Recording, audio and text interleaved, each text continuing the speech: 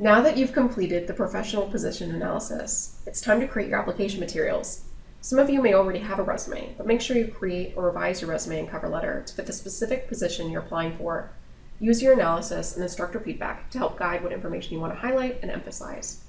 For your cover letter, be honest, but be persuasive. Make sure to present yourself in a positive light and really show your audience you're the best candidate for the job.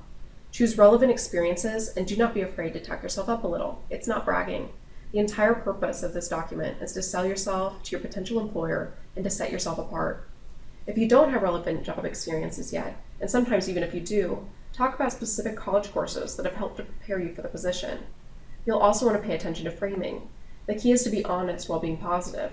For example, instead of saying, "I've only been in school for 2 years," say something like, "I've finished 2 years of my degree with a 3.5 GPA. I've already taken 3 courses on insert specialty here, or I've worked with something, that thing, and some other thing."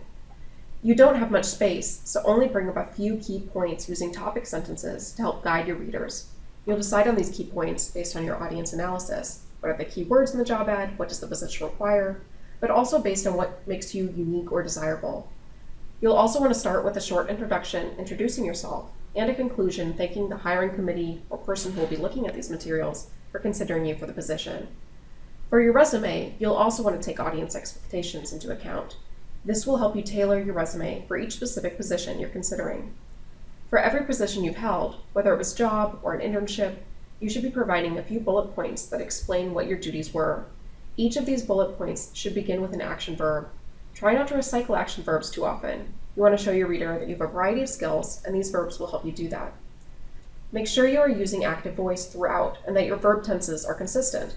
Proofread all of your materials multiple times. Mistakes look sloppy and might cost you the job. Resumes are an example of a medium in which document design really matters. Companies can receive hundreds of applications or more, and many companies won't even read your resume if it doesn't look professional.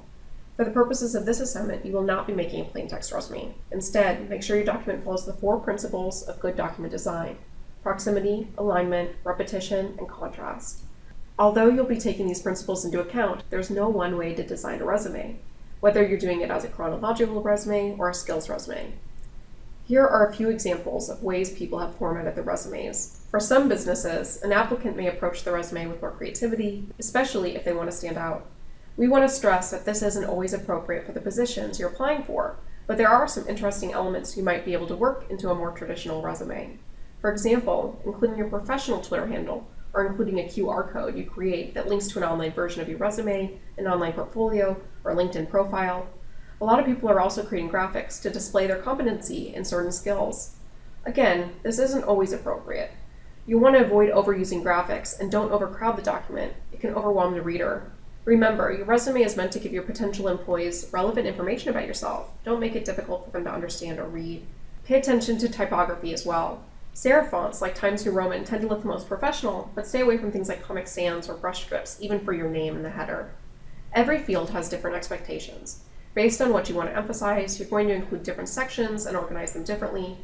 For some jobs, you'll put your education section first. For others, you'll want to put your experience. Decisions like this bring attention to the skills and experiences that make you the right fit for the job.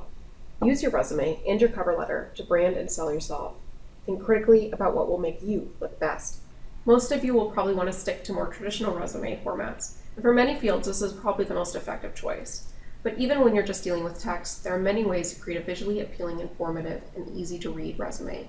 Good luck.